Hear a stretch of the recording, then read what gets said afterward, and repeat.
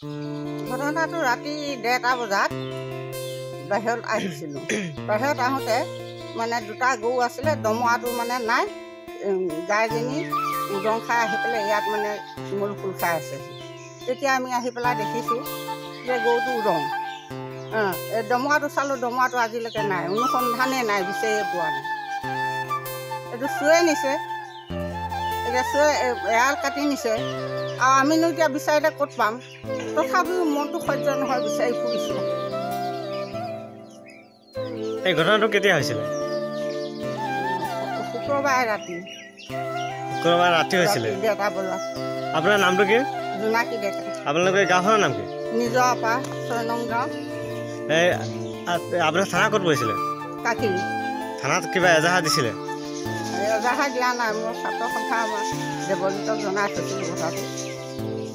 এইলৈ কিবা কৈছে আপোনাক?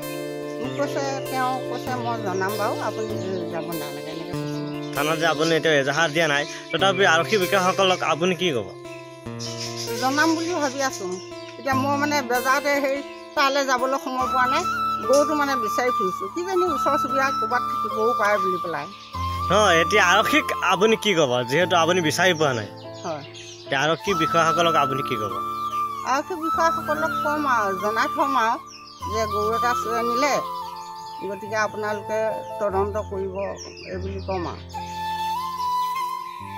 আপোনাৰ দমৰাটো কিমান বছৰ হৈছিলে? 2 বছৰ 2 মাহ হৈছে। 2 বছৰ 2 মাহ হৈছে। কিন্তু আপোনালোকৰ মাইকী গৰুটো নিব পৰা নাই? মাইকী গৰুটো খোলা খাই আহিছে। নিছিলে, মাইকী গৰুটোও নিছিলে, কিন্তু তাইক গাড়ীত উঠাব নোৱাৰিলে। এই ৰছীডাল মানে পাছ ভৰিখনত লগোৱা হৈছে। কি স্বৰূপত তাই এৰা খাই আহিছে ভগৱান জানিব, আমি নাজানো।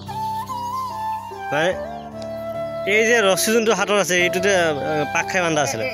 এইটো ৰছীয়ে মানে ভৰিটোত, পাছ ভৰিটোত বান্ধা হৈ আছে।